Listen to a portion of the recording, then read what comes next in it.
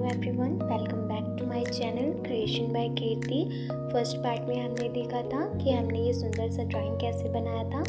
आज ये हमारा सेकंड पार्ट है। इसमें हम देखेंगे जो मैंने फर्स्ट आप लोगों को बनाना बताया था उसकी आउटलाइन कैसे करनी है, उसको पेंट कैसे करना है, ब्लैक कलर से सब कुछ करना है, सारी डिटेल में मैंने बताया है। और चलिए ज़्यादा बातें ना करते हुए स्टार्ट करते हैं। और एक बहुत ज़रूरी बात, अगर आप मेरे चैनल पे नए हैं तो please like and share and subscribe करना बिल्कुल भी मत भूलिएगा, जिससे आपको लेटेस्ट अपडेट मिलते रहें। तो चलिए स्टार्ट करते हैं आज का वीडियो। सबसे पहले मैंने ब्लैक कलर के पेंट से देखिए मैंने किस तरीके से पेंट किया है। मैंने थोड़ा मोटा ब्रश लिया था। इससे आपको एकदम डार्क ब्लैक कलर का पेंट करना है।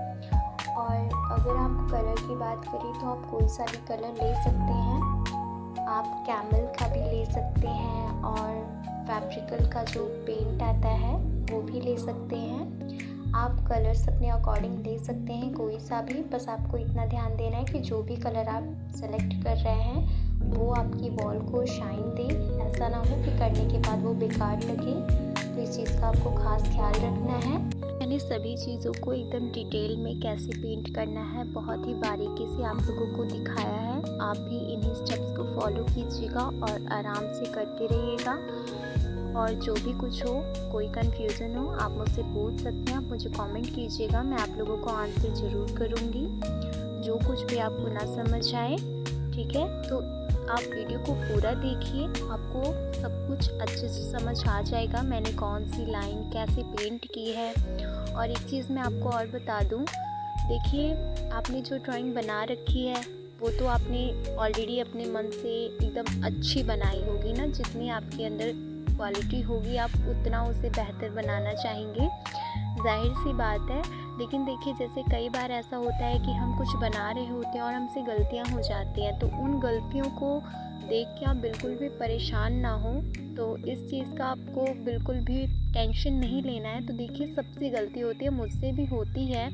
और इस वीडियो को बनाते टाइम भी मैंने काफ़ी सारी प्रॉब्लम्स को फेस किया, जो कि आपको हो सकता है वीडियो को अगर आप बहुत ध्यान से देखेंगे तो आपको समझ भी आएगा।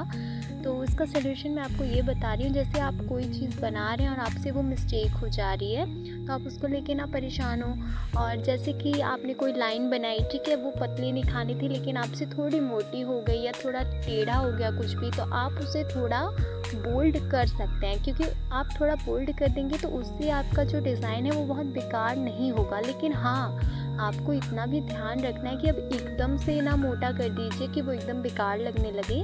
देखिए जितना मतलब आप कर सकते हो उतना आप कर लेना अपने अकॉर्डिंग, जिससे आपको देखने में बेहतर लगे। तो देखिए सबसे पहले आप खुद ही उसे जब ध्यान से देखेंगे ना तो आपको खुद समझ आएगा कि हाँ मेरी कहाँ पे गलती हुई है, कहाँ पे नहीं हुई है। तो हम अपनी गलतियों से सीखते हैं, ठीक है। तो कोई भी एकदम परफेक्ट नहीं होता है, तो इसके लिए आप बिल्कुल भी टेंस मत होइएगा। तो जो भी प्रॉब्लम आएंगी आप उन्हें कोशिश कीजिएगा कि आपकी सॉल्व हो जाए। जैसे अदरवाइज़ कहीं और आपका पेंट लग जा रहा है तो आप ये सोचो कब इसे कैसे हम छुड़ाएं। तो इसलिए मैं आपको सजेस्ट करूँगी कि आप कॉटन ले सकते हैं, ठीक है। कॉटन, उसको हल्का सा आप वाटर में टैप करेंगे तो जब वो हल्का सा गीला हो जाएगा तो आप उससे भी उसको रब कर सकते हैं। धीरे धीरे फैले ना कलर, इसका आपको ध्यान रखना। नहीं तो आप एकदम कॉटन का थोड़ा सा कपड़ा ले सकते हैं, एकदम बारीकी से आप थोड़ा उसे गीला करके पोंछेंगे तो वो आराम से साफ़ हो जाता है। लेकिन हाँ, तभी तक जब तक वो सूखा ना रहे कलर। और जैसे अगर आप फैब्रिकल का कलर लेते हैं तो कई बार वो पक्के होते हैं तो वो नहीं छूटते हैं, तो उसको आपको काफ़ी प्रॉब्लम आ सकती है उसे साफ़ करने में, ठीक है। तो मैंने जो कलर यूज़ किया है मैं आपको बता दूं, मैंने इसे 2 कलर को मिक्स करके बनाया था।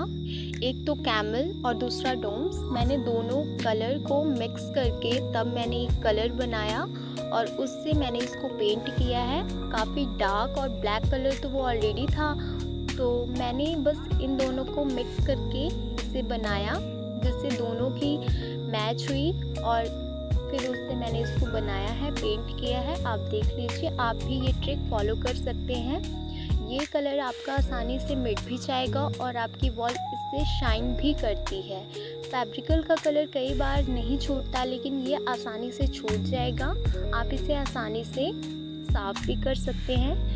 तो ये सारी चीज़ें भी हैं, बाकी आप अपने अकॉर्डिंग कर सकते हैं। तो चलिए आप अच्छे से वीडियो को पूरा देखिएगा, कैसे मैंने क्या बनाया है, आपको सारी चीज़ें प्रॉपर तरीके से समझ आ जाएंगी। फिर भी अगर कोई कन्फ्यूज़न होता है तो मैं तो हूँ, आप मुझसे पूछिएगा, मैं ज़रूर बताऊँगी। तो चलिए आप देखिए।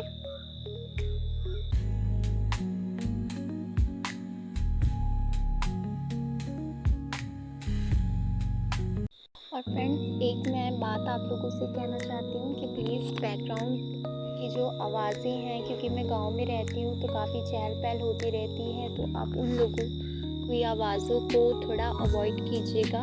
जैसे बर्ड्स हो गई, काउस वगैरह हो गई, तो यहाँ पे अक्सर बोलती रहती हैं। गांव का माहौल है ये, बस आप इस चीज़ को समझ सकते हैं।